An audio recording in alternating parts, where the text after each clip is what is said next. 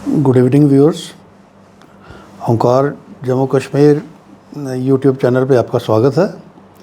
मैं Deep Singh, founder member और national council member Aam Aadmi party Jammu से।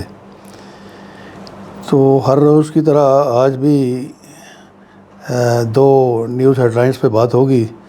तो आज की एक हेडलाइन बनाई गई है हमारे एज़ यूजुअल एलजी साहब के रेफरेंस में। सो इनका ये कहना है कि improve infrastructure for people in city. ये सिटी में इंफ्रास्ट्रक्चर इम्प्रूव करने की हदायत कर रहे हैं एलजी साहब। Establish visiting reading rooms at Jhelum river front. तो ये झेलम रिवर फ्रंट पर कश्मीर में विजिटिंग रूम, रीडिंग रूम्स बनाने की हदायत भी इन्होंने करी है। तो इसी तरह आज की एक दूसरी हेडलाइन है फियरलेस ड्रग माफिया इन JNK।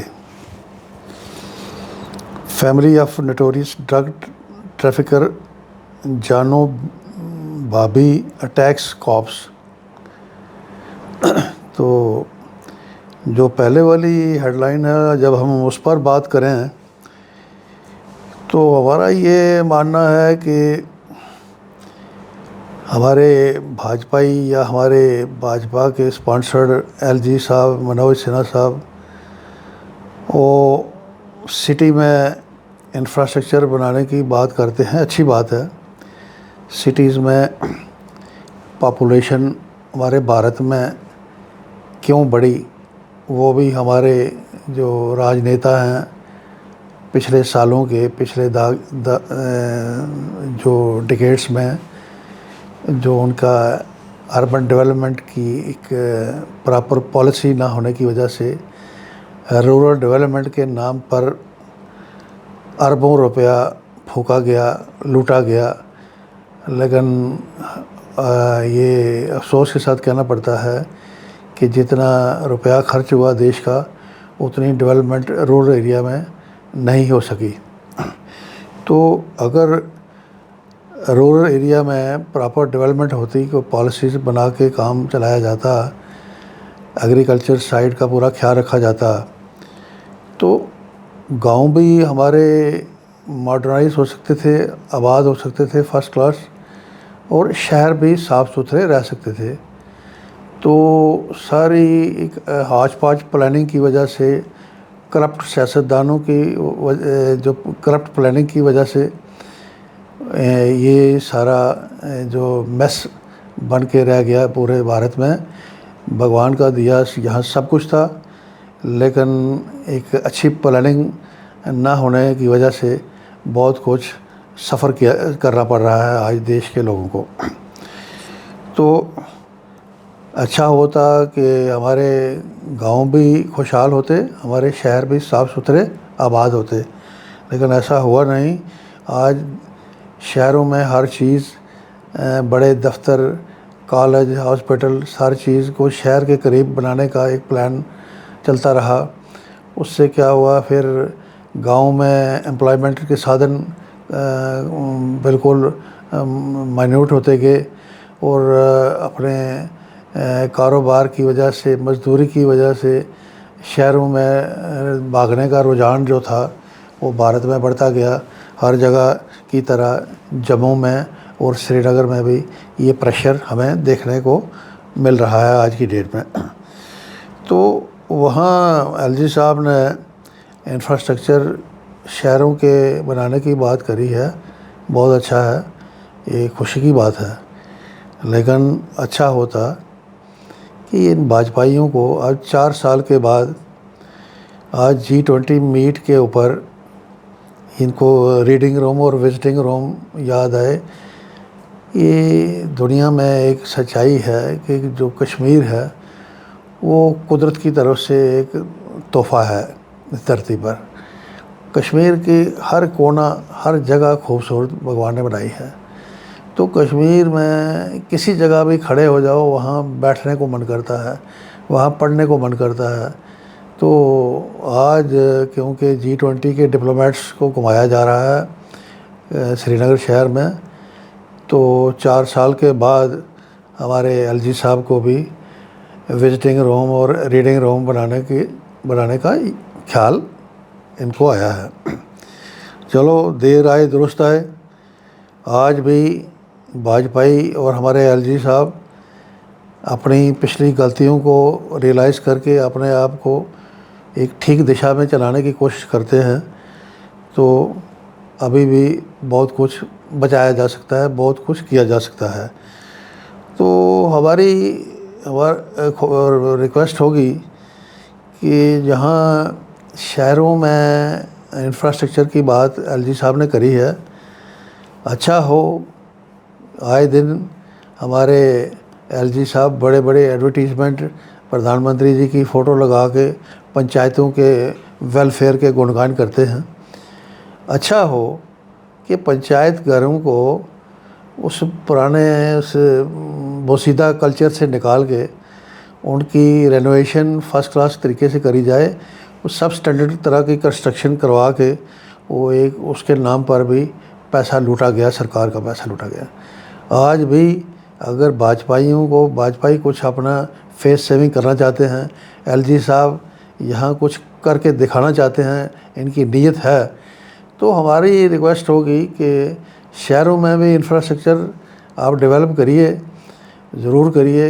गाँव में भी हमारी बड़ी आबादी बस्ती है, गाँव में भी नौजवान हैं, बच्चे हैं, वो हर कम से कम 3000 की पॉपुलेशन वाले 2-3 गाँव में एक प्ले ग्राउंड सरकार बनाए तो बहुत अच्छा रहेगा।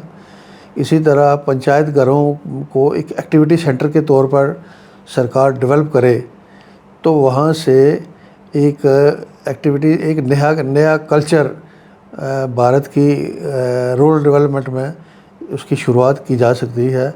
ये सारी बातें साथियों नीयत की हैं। वो नीयत वाजपेयी जो हैं वो किसी भी तरीके से तिकड़मबाजी करके सत्ता के साथ चिपके रहना इनका वाहिद एजेंडा है। तो ये चिपकना जो खाम में चिपकोपन ज़्यादा देर चलने वाला नहीं है। तो हमारी रिक्वेस्ट होगी कि रिसोर्सेज भारत में काफ़ी हैं, जम्मू कश्मीर में काफ़ी हैं। वाजपेयी अपनी नीयत साफ़ करें और अपने जो दिमाग पर इनके जो पर्दा है उसको हटा के एक लोगों को इन्वॉल्व करके एक कंसेंसस बना के रूरल डेवलपमेंट भी और सिटी की डेवलपमेंट भी एक साथ अच्छे तरीके से हो, वेल प्लान्ड तरीके से हो, उसी से सबका भला होगा। इसी तरह जो दूसरी हेडलाइन है फियरलेस ड्रग माफिया इन J&K, तो इसमें ये है family of notorious drug trafficker जानो बाबी अटैक्स कॉप्स। ये आपने भी सोशल मीडिया में एक वीडियो वायरल हो रहा है, आपने सबने देखा होगा, ये कठुआ का वाक़या है। तो इसमें देखा जाए ये जो ड्रग माफिया सिर्फ जम्मू कश्मीर में ही फियरलेस नहीं है, ये ईमानदारी से बात करी जाए तो पूरे भारत में फियरलेस है। अभी 2 साल पहले प्रधानमंत्री जी के जो करीबी साथी हैं मिस्टर अडानी, जो आजकल कई किस्म की फंसे हुए हैं चक्रों में, उनमें उनकी जो पोर्ट है गुजरात में, वहाँ से आप सब ने सुना होगा 2 साल पहले कोई करोड़ों रुपए की वहाँ हेरोइन पकड़ी गई। वो हेरोइन पकड़ने की न्यूज़ तो सबने सुनी देश ने, उसके बाद उसकी क्या इंक्वायरी हुई, वो कहाँ से आई थी, उसका क्या हुआ, कौन लोग इन्वॉल्व थे, किसी ने बात तक नहीं करी। वो इसलिए नहीं करी कि उसमें बड़े लोगों की जगह थी, बड़े लोगों के ऊपर छींटे जा सकते थे, तो शायद बड़े लोगों को छुपाने के लिए बड़े जो सरकार में बैठे लोग, हमारी पुलिस में बैठे लोग, उनकी इतनी जुर्रत नहीं है कि वो सरकार के जो करीबी लोग हैं उनके साथ जुड़ती कोई बात पब्लिकली कर सकें, उनकी इतनी हिम्मत नहीं। तो फियरलेस जब इतने टॉप लेवल पर चीज़ें देखने को मिलेंगी, तो जम्मू कश्मीर में, पंजाब में आए दिन हम खबरें सुनते हैं, पंजाब की पूरी जवानी बर्बाद कर दी गई। पंजाब में नशे के नाम पर पंजाब इतना खूबसूरत खुशहाल सूबा था, आज पंजाब में घर घर में जाके मौत छाई हुई है।